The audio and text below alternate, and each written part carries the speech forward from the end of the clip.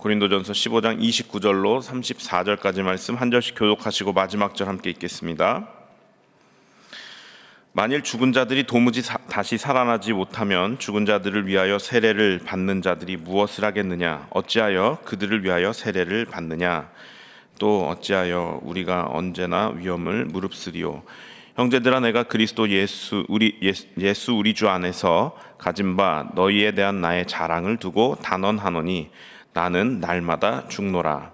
내가 사람의 방법으로 에베소에서 맹수와 더불어 싸웠다면 내게 무슨 유익이 있으리요?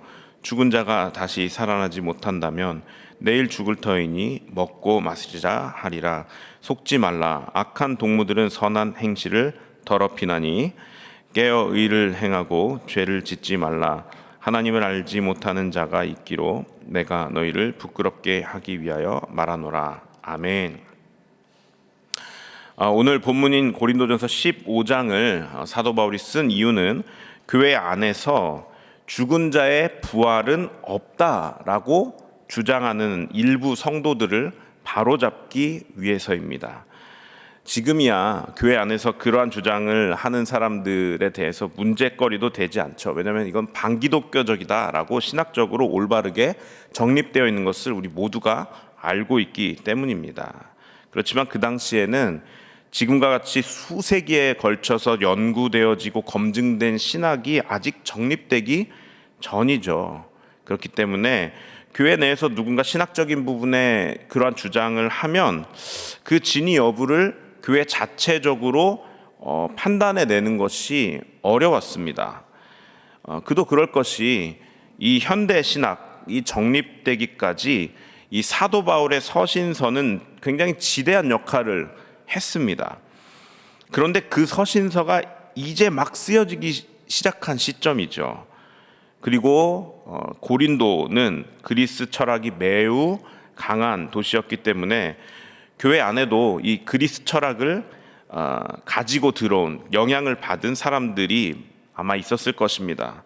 그렇기 때문에 죽은 자의 부활이 없을지도 모른다라는 어떤 그러한 주장을 하는 성도들이 있는 것은 어쩌면 매우 당연한 것이었죠.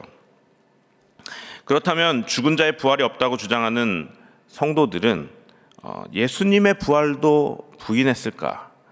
이걸 한번 알아봐야겠죠. 흥미롭게도 그렇지는 않은 것 같아요. 모든 고린도 교회 성도들은 예수님이 부활하셨다는 그 사실은 모두가 받아들였다고 합니다. 그런데 정작 예수를 믿는 자들의 부활을 믿지 못했던 것입니다. 그러니까 고린도 교회 성도들은 예수님의 부활은 믿는다 우리가. 그러나 예수님을 믿는 사람들도 부활한다고? 그거는 좀 약간 이렇게 생각했던 것이죠. 그래서 바울은 그리스도께서 부활하셨고 그리스도는 잠자는 자들의 첫 열매라고 말하죠. 이어서 첫 열매가 있다는 것은 이후에 다른 열매도 있다는 것이다 라고 말하며 따라서 성도들의 부활도 반드시 있는 것이다 라고 주장을 합니다. 이 고린도전서 15장에서 바울은 부활을 세 가지로 설명합니다. 첫 번째는 그리스도께서 죽으시고 장사되셨다가 살아나셨다는 역사적 사실로서의 예수의 부활. 그리고 두 번째는 그리스도 안에 있는 자들도 장차 부활한다는 성도의 소망. 이것이 바울이 이 서신서에서 지금 주장하는 바죠. 세 번째는 장차 부활할 때의 몸은 지금 몸과 같은 몸이 아니라 썩지 않을 신령한 몸이다라고 15장 안에서 세 가지 부활에 대해서 설명을 합니다. 우리는 이 세 가지의 믿음을 부활 신앙이라고 하고 부활을 믿는 그리스도인이라면 이 신학을 이미 받아들인 상태인 것입니다. 고린도 교회는 예수님의 십자가는 믿었지만 부활의 소망은 희미했던 것이에요.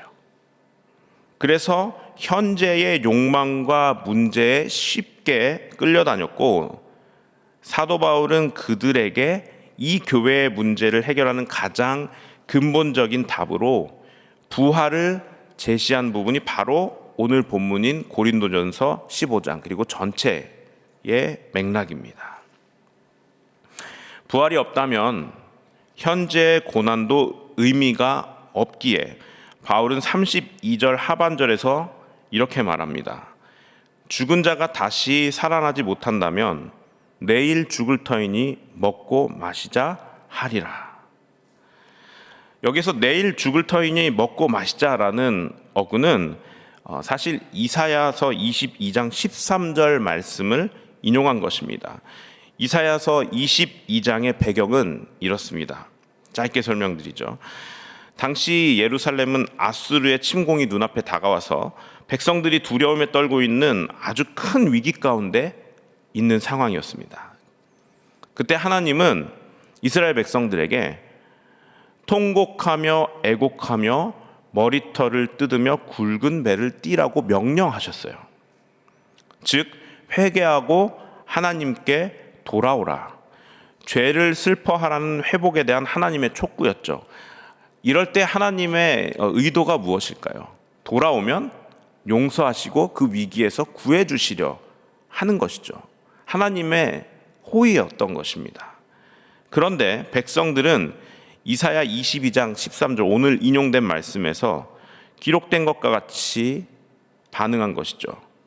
이사야서 22장 13절 제가 읽어드리겠습니다. 기뻐하며 즐거워하여 소를 잡고 양을 죽여 고기를 먹고 포도주를 마시며 이르기를 먹고 마시자 내일 죽으리라 하도다. 하나님의 촉구에 이렇게 반응하였습니다. 쉽게 말하면 야 어차피 망할 거고 어차피 죽을 거니 뭐 될 대로 되라지. 내일 죽을 거라는데 무슨 회개냐. 그냥 먹고 마시고 내일 죽자. 이사야 22장 13절에서 이렇게 말한 것입니다. 사도 바울은 지금 이 말씀을 인용해 온 것이에요. 이것은 회개 대신의 쾌락을, 더 나아가서는 하나님 대신 자기 자신의 자아를 선택한 것이죠. 하나님의 촉구를 거부하였고 하나님의 그 호의를 거절하였고 위기 속에서 하나님을 찾지 않고 현재의 즐거움으로 현실을 그저 무마시키려고 한 것입니다. 하나님 없는 삶의 전형적인 모습이죠. 그래서 하나님은 다음 절인 이사야 22장 14절에 이렇게 무서운 말씀을 하십니다. 이 죄악은 너희가 죽기까지 속함을 받지 못하리라. 여러분, 사도 바울이 이사야의 이 말씀을 인용한 데에는 이유가 있습니다. 부활을 부정하면 결국 이와 같은 삶으로 흘러간다고 말하고 있는 것입니다. 하나님 없는 삶으로 갈 수밖에 없다라고 말하는 것이죠. 그래서 오늘 본문 32절은 단순히 쾌락주의를 비난하는 말이 아니라 부활을 믿지 않으면 결국 현재만을 위해 살게 되고 그 결과는 한 번뿐인 인생 즐길 수 있을 때 즐기자라는 쾌락주의로 연결되는 것에 대해 경고하고 있는 것입니다. 여러분, 쾌락주의는 결코 그리스도인의 삶의 방식과 맞지 않습니다. 오히려 부활을 믿는 그리스도인들은 오늘의 삶이 전부가 아니다. 오늘의 삶은 영원과 연결되어 있다. 아직 끝이 아니다. 우리에겐 소망이 있다. 이러한 삶의 태도와 방식이 그리스도인이 아닌 사람들과 구별되게 살아가는 것이죠. 짧은 말씀을 정리해 보죠. 여러분, 기독교 교리 중에 부활이 없다면 천국도 소망도 그리고 그리스도의 죽음의 의미도 헛된 것이 됩니다. 그리고 그리스도인의 삶도 아마 지금과는 다른 모습일 수 있습니다. 왜냐하면 기독교인에게 부활의 의미는 무엇보다도 삶의 방식이기 때문입니다. 기독교인들에게 부활의 의미는 삶의 방식을 결정하게 합니다. 즉, 부활신앙은 우리에게 그 믿음이 있는가 없는가를 따지는 것보다도 오히려 우리의 전반적인 삶의 방식에 그 부활 신앙이 자연스럽게 묻어나오게 되어 있는 것입니다. 우리의 삶은 어떤가 돌아보기를 소망합니다. 나에겐 오늘만 사는 그러한 삶의 사고방식이 있는가? 아니면 아니야, 오늘의 삶이 끝이 아니다. 나의 삶은 미래와 그리고 그 이후의 삶 가운데 부활과 연결되어 있다. 그래서 오늘의 삶이 끝이 아니고 무엇보다도 부활 신앙의 가장 중요한 것은 우리에겐 소망이 있다는 것입니다. 오늘 우리 삶에 자연스럽게 묻어나는 그 부활의 신앙, 그것으로 사실 언제라도 다가올지 모르는 우리의 시련이나 고난 앞에서 그저 무너져 내리지 않고 딛고 일어나 소망을 품고 전진할 수 있는 것은 우리 가운데 삶의 방식으로 자리 잡은 이 부활 신앙이 있어야 함을 다시 한번 깨닫는 것입니다. 오늘 우리 모든 뉴저지 초대교회 성도님들이 그러한 부활 신앙이 삶의 방식으로 온전히 자리 잡아 그 어떤 힘든 상황, 시련과 고난 앞에서도 우리에겐 아직 예수 그리스도의 십자가 소망이 있다. 그 부활의 소망이 있다라는 것을 붙잡고 안주하지 않고 주저하지 않고 딛고 일어나 독수리 날개쳐 올라가듯이 하나님 앞에 나아가는 모든 성도님들 되시기를 주님의 이름으로 축원합니다.